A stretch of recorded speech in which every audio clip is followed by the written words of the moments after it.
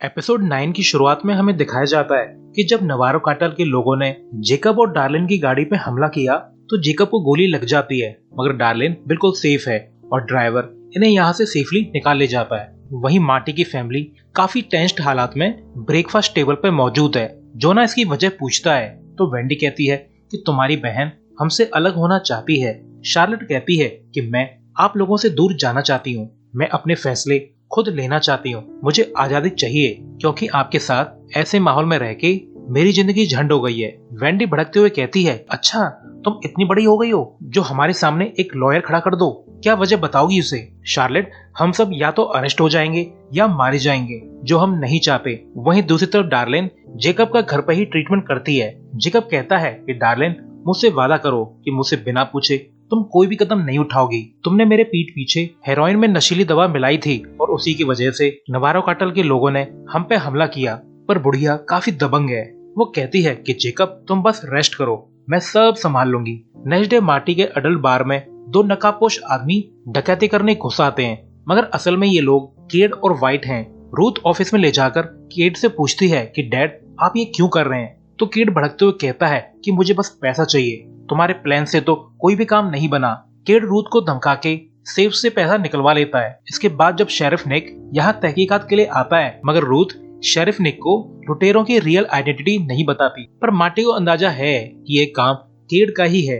Ruth Marty को promise करती है कि मैं चोरी हुआ पैसा वापस लौटा लाऊंगी, और मार्टी केड ने वाइट को भी खुद के साथ शामिल कर लिया। वाइट क्रिमिनल नहीं है तो मार्टी इसके लिए मान जाता है। मार्टी को जब किसी का कॉल आता है तो वो स्नेल्स के यहाँ पहुंच जाता है। डार्लिन के लोगों ने रास्ता ब्लॉक कर रखा था। मार्टी पूछता है कि ये सब क्या है, तो डार्लिन कहती है कि मैक्सिकन्स ने हमें मारने की कोशिश की है और हेलेन ने तुम्हें बताया नहीं कि वो हमें मारने वाले हैं। मार्टी, जेकब मरते मरते बचा है और अब हमें मैक्सिकन्स के साथ कोई भी डील नहीं रखनी है। इसके बाद मार्टी और वेंडी हेलेन से मिलते हैं। मार्टी पूछता है कि तुमने ऐसा क्यों किया, तो हेलेन बताती है कि स्नेल्स ने माल में मिलावट की थी जिससे मेरे क्लाइंट का नाम खराब हो रहा है। तो ऐसे में नवारो जवाब तो देगा ही, काटल वही कर रहा है जो उसे करना चाहिए। इसके बाद हेलेन कहती है कि मार्टी, तुमने वादा किया था कि तुम कसिनो का प्रोजेक्ट बिना स्नेल्स के भी पूरा करवाओगे।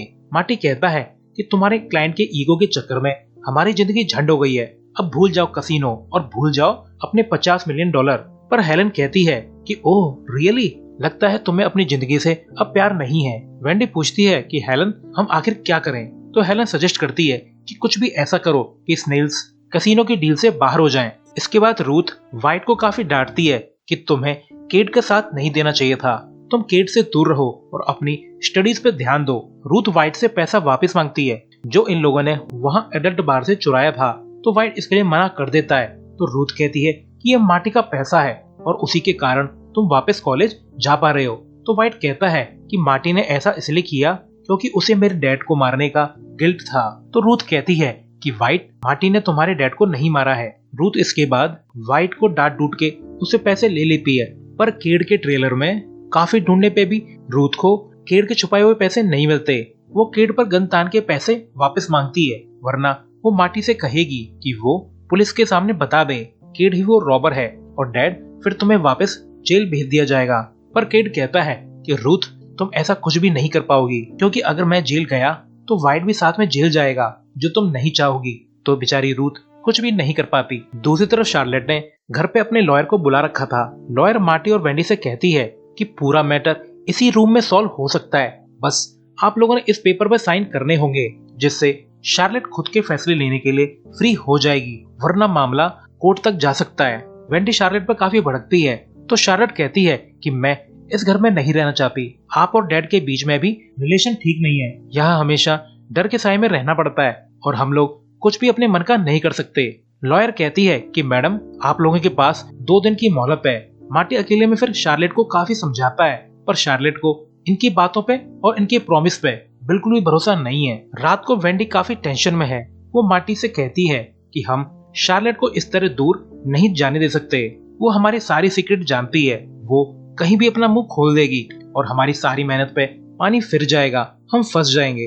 वेंडी कहती है कि मार्टी, मैं उस लॉयर से मिलूंगी और कहूंगी कि वो शार्लेट का केस छोड़ दे। तो मार्टी इसके लिए मना कर देता है और कहता है कि ये सब सोचने के बजाय तुम चार्ल्स से बात करो। ताकि वो गेमिंग कमीशन वालों को राजी करके कसिनो के लिए रिपोर्ट बेहतर करवाए, और मैं कसिनो की डील से स्नेल्स को अलग कैसे करना है इसके बारे में सोचता हूँ। नेक्स्ट सीन में रॉय पैटी अपने सुपीरियर को फ्रैंक और मार्टी की फोटो दिखाकर कहता है कि मार्टी के कसिनो के प्रोजेक्ट के फाइनल हो पाने या न हो पाने दोनों ही केस में हमारा फायदा है। अगर ये नहीं हो पाता तो कार्टल्स मार्टी के पीछे पड़ जाएंगे और मार्टी को प्रोटेक्शन देने के बहाने हम यूज कर सकते हैं, और अगर बाई चांस कसिनो का प्रोजेक्ट फाइनल हो जाता है तो मार्टी को काम करवाने के लिए काफी वर्कर्स चाहिए, तो उन लोगों के बीच में हम अपने अंडरकवर एजेंट भेज सकते हैं जो हमें एविडेंस ला के दे सकते हैं कि मनी लॉन्ड्रिंग वहाँ पर कैसे हो रही है। फिर रॉय पैटी अपने सुपीरियर से शिकागो के लिए अपने ट्रांसफर की बात करता है क्योंकि वहाँ पे रॉय पैटी को अपनी मॉम की देखभाल करनी है। रॉय पैटी फिर अपनी मॉम से मिलने जाता है और अपनी मॉम को प्रॉमिस करता है कि मॉम, अब से मैं आपके साथ ही रहूंगा, मैं आपकी सेवा करूंगा, बस एक काम निपटा के मैं जल्दी से वापस लौट आऊंगा, और वो भी हमेशा के लिए। इसके बाद वेंडी चार्ल्स से मिलती है। चार्ल्स बताता है कि ब्रीचर ने कसिनो के लिए जो रिपोर्ट गेमिंग कमीशन वालों के सामने रखी थी वो मैंने न्यूट्रलाइज करवा दी है। ब्रीचर ने ये सब FBI के कहने पे किया था और ब्रीचर पर रिश्वत लेने के आरोप हैं, तो गेमिंग कमीशन वाले तुमसे और मार्टी से फिर से मिलने को तैयार हैं और वो रिपोर्ट को रिकंसीडर करना चाहते हैं। वहीं दूसरी तरफ मार्टी और हेलन जेकब को अकेले में मिलने बुलाते हैं क्योंकि डार्लिन अगर साथ में होती तो वो हेलन और मार्टी की पूरी बात सुनती भी नहीं। जेकब कहता है कि मैं तुम लोगों को जमीन नहीं देने वाला, तो मार्टी बोलता है कि राइपेरियन राइट के तहत जब यहाँ पे डैम बना तो US की सरकार का अधिकार तुम्हारी जमीन पे भी हो गया था, और अब हमारे पास कोर्ट की भी परमिशन है। अगर तुम हमें जमीन नहीं दोगे तो गवर्नमेंट की हेल्प से हम जमीन को ले लेंगे, क्योंकि कसिनो वगैरह बनने से गवर्नमेंट को भी काफी प्रॉफिट होता है। तो जेकब समझ जाता है कि उसके पास अब और कोई ऑप्शन नहीं है। जेकब कहता है कि हेलन, हम इस सब से पीछे हट जाएंगे, बस वादा करो कि तुम लोग हम पर फिर से अटैक नहीं करवाओगे। हेलन कहती है कि ठीक है, मगर डार्लिन को कंट्रोल में रखना तुम्हारी जिम्मेदारी है, वो ज्यादा दबंगाई न दिखाए। जेकब जब अपने घर पहुंचता है तो डार्लिन पूछती है कि मेरे पीठ पीछे तुम किससे और क्या डील करके आए हो। जेकब कहता है कि हमारी जमीन पर अब US सरकार का अधिकार है। डार्लिन जब जेकब को काफी कोसती है तो जेकब कहता है कि डार्लिन, सारी गड़बड़ तुम्हारे गुस्से और ईगो के कारण ही हो रही है। पहले तुमने डेल को उड़ा दिया और फिर काटल के माल में मिलावट की। अगर आगे फिर कभी मेरे बिना मर्जी के तुमने कोई भी कदम उठाया तो मुझसे बुरा कोई नहीं होगा। और जेकब की इस बात को सुनकर डार्लिन बहुत ज्यादा गुस्सा हो जाती है। वहीं दूसरी तरफ वेंडी शार्लेट के उस लॉयर से मिलती है और कहती है कि आप हमें बताएंगी कि शार्लेट आपसे क्या कह के मिली थी, उसने हमसे अलग होने का क्या रीजन बताया। तो लॉयर कहती है कि शार्लेट को लगता है कि वो एक बुरी इंसान बनती जा रही है और आपके घर में कुछ तो काफी बुरा हो रहा है जिससे शार्लेट इतना ज्यादा अपसेट है। सो प्लीज आप और मार्टी उस पेपर पर साइन कर दो, मैं शार्लेट को फुल सपोर्ट करूंगी। वेंडी उसे वार्निंग देकर चली जाती है कि मैं अपनी बेटी के लिए कुछ भी करूंगी। वहीं केट से मिलने शेरिफ निक आता है और कहता है कि जब से तुम पेरोल पे बाहर आए हो तब से यहाँ पे कई सारी बोट चोरी हुई हैं, और इसी बीच मार्टी के बारे में भी चोरी हुई है, और मेरा पूरा शक तुम पर है, और जिस दिन पक्के सबूत मिल जाएं मैं तुम्हें वापस जेल भिजवा दूंगा। इसके बाद गेमिंग कमीशन के कमिश्नर से मार्टी की मुलाकात होती है। कमिश्नर मार्टी से कहता है कि आपके प्रोजेक्ट में शामिल एक पार्टनर तो इवन इस कंट्री का भी नहीं है। तो मार्टी इन्हें जेकब से मिलवाता है जिसका यहाँ पे काफी इन्फ्लुएंस है। वहीं घर पर शार्लेट से जोना की कहासुनी हो जाती है। जोना कहता है कि तुम जो कुछ भी कर रही हो वो काफी गलत है। तो शार्लेट कहती है कि घर में जो हो रहा है वो ज्यादा गलत है, हम क्रिमिनल बनते जा रहे हैं। और जोना, तुम्हें याद है तुमने तो एक आदमी पे गन भी तान दी थी। वहीं गेमिंग कमीशन का कमिश्नर मार्टी और वेंडी को कांग्रेचुलेट करता है कि आपका काम हो गया, पर वो कहता है कि मार्टी, मुझे एक बात जाननी है कि आपका फ्रैंक कॉसग्रोव से क्या रिश्ता है। तो मार्टी बोलता है कि हमारे कसिनो के कंस्ट्रक्शन का काम फ्रैंक की ही कंपनी करवा रही है। तो कमिश्नर कहता है कि मार्टी, कसिनो के कंस्ट्रक्शन के अलावा फ्रैंक की कोई भी इन्वॉल्वमेंट नहीं होनी चाहिए, क्योंकि मैं गेमिंग इंडस्ट्री को क्राइम फ्री रखना चाहता हूँ और आपका कसिनो यूनियन शॉप नहीं बनना चाहिए। तो इसके लिए मार्टी वादा करता है और वेंडी फिर मार्टी से कहती है कि हमने तो फ्रैंक को भी वादा किया था कि कसिनो को उसके लिए यूनियन का अड्डा बना सकते हैं, तभी तो वो राजी हुआ था। और इस कमिश्नर को हाँ बोलकर हम तो फ्रैंक से दुश्मनी मोल लेने वाले हैं। तो मार्टी कहता है कि जो होगा देखा जाएगा। घर पे मार्टी और वेंडी जब पहुंचते हैं तो शार्लेट सुट्टा मार रही होती है। वो कहती है कोई भी रूल्स नहीं फॉलो कर रहा है तो मैं क्यों फॉलो करूं, आप लोग मर भी जाएं तो भी मुझे कोई फर्क नहीं पड़ेगा। और ये बात सुनकर वेंडी काफी गुस्से में आ जाती है और शार्लेट का सामान बाहर फेंक कर कहती है कि जाओ जहाँ पे जाना है, निकलो यहाँ से तुरंत। और शार्लेट तुरंत यहाँ से निकल जाती है। वहीं केट रूथ को धमकाता है कि तुमने ही शेरिफ निक को मेरे बारे में बताया था ना, और क्या मैं रॉय पेटी के पास जाके तुम्हारे और मार्टी के बारे में बताऊं? तो रूथ कहती है कि तुम्हें जो करना है करो। फिर वेंडी शार्लेट को ढूंढते हुए यहाँ पे आ जाती है। तो रूथ बताती है कि शार्लेट वाइट के साथ एक वैन लेकर यहाँ से चली गई है। वहीं दूसरी तरफ मार्टी यहाँ से दूर कहीं शिफ्ट होने के लिए प्लानिंग करने लगता है, क्योंकि उसे पता है कि यहाँ उसकी फैमिली बिखर रही है। वेंडी को शार्लेट वाली वैन मिल जाती है। वहीं दूसरी तरफ जेकब ने अपना मन बना लिया था कि वो डार्लिन का काम तमाम कर देगा, क्योंकि वैसे तो डार्लिन को रोक पाना काफी मुश्किल है। वो एक नाइफ को छुपाकर अपने पास रख लेता है और डार्लिन के साथ वॉक पे चला जाता है। दूसरी तरफ चार्ल्स वेंडी को इन्फॉर्म करता है कि अगले 48 घंटों में तुम्हें कसिनो का लाइसेंस मिल जाएगा। वहीं रॉय पेटी काफी परेशान है, तो वो फिशिंग करने के लिए जा रहा है, पर केड उसे अप्रोच करता है और कहता है कि मुझे तुमसे मार्टी के बारे में बात करनी है। वहीं वॉक के दौरान जेकब की हालत खराब होने लगती है। दरअसल डार्लिन को एहसास हो गया था कि जेकब उसे रास्ते से हटाना चाहता है, तो डार्लिन ने भी जेकब को रास्ते से हटाने का प्लान बना लिया था और उसकी कॉफी में साइनेट मिला दी थी।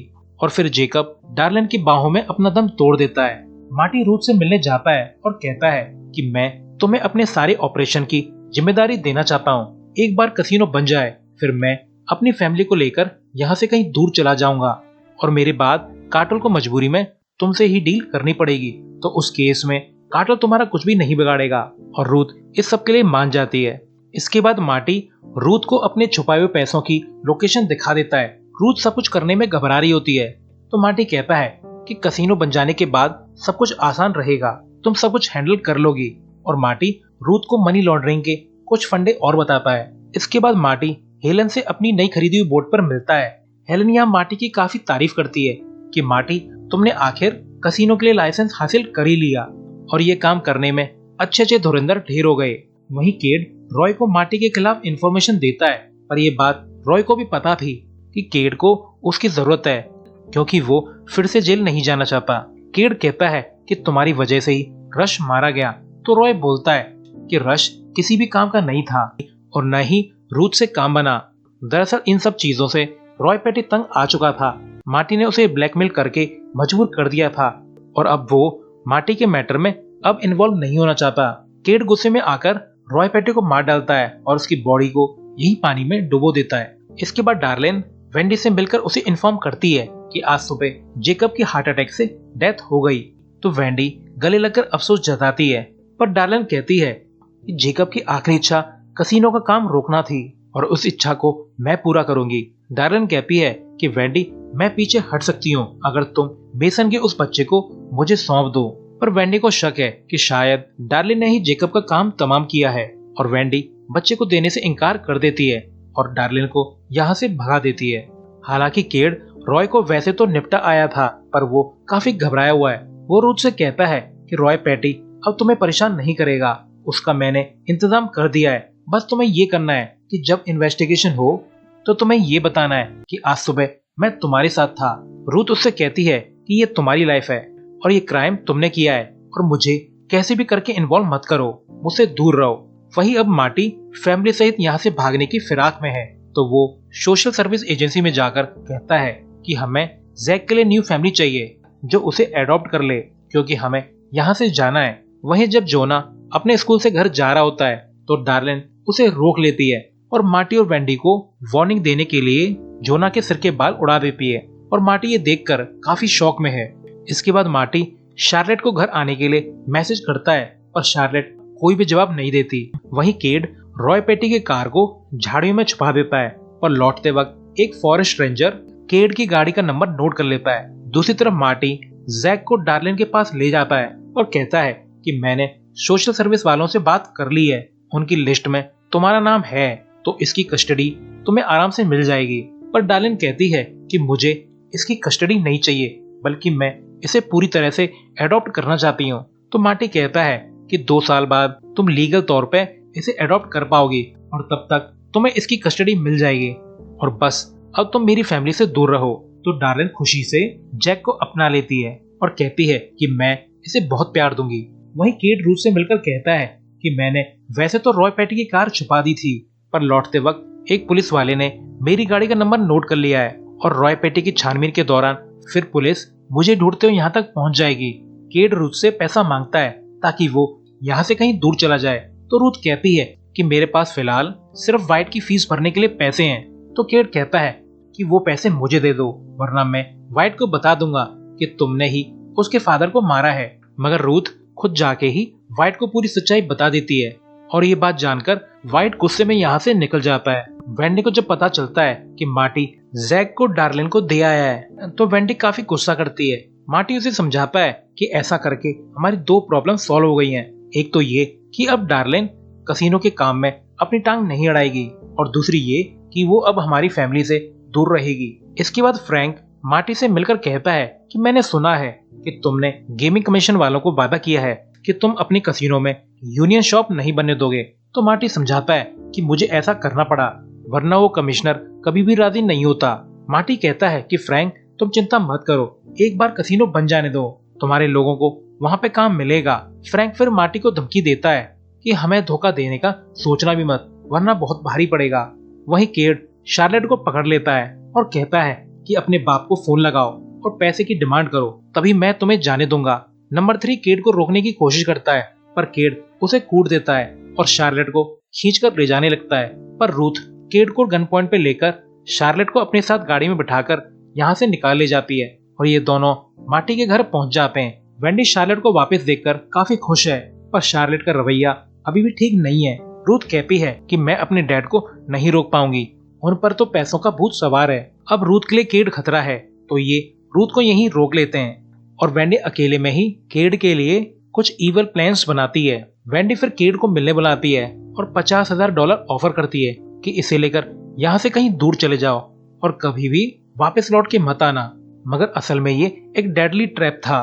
केट जब शहर छोड़ के जा रहा होता है तो कार्टल्स का एक आदमी केट को ठुक डालता है। असल में वेंडी ने कार्टल्स को इन्फॉर्म कर दिया था कोई तुम्हारा पैसा लेकर भाग रहा है, और इसके बाद कसिनो की ओपनिंग सेरेमनी होती है। वेंडी मार्टी से कहती है कि हम यहाँ से कहीं नहीं जाने वाले, क्योंकि अब यहाँ पे हम बिल्कुल सेफ हैं, क्योंकि डार्लिन को बच्चा मिल गया और केट का तो गेम ओवर हो गया।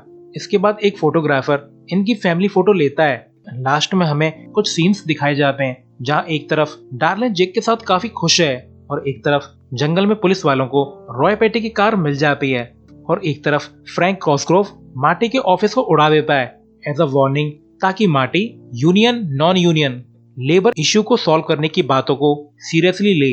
और इसी सीन के साथ ये एपिसोड एंड होता है और साथ ही सीजन 2 भी। सो गाइस, आपको ये पूरा सीजन कैसा लगा कमेंट में जरूर बताइएगा और हम जल्दी ही सीजन 3 भी लेके आएंगे। So thanks for watching.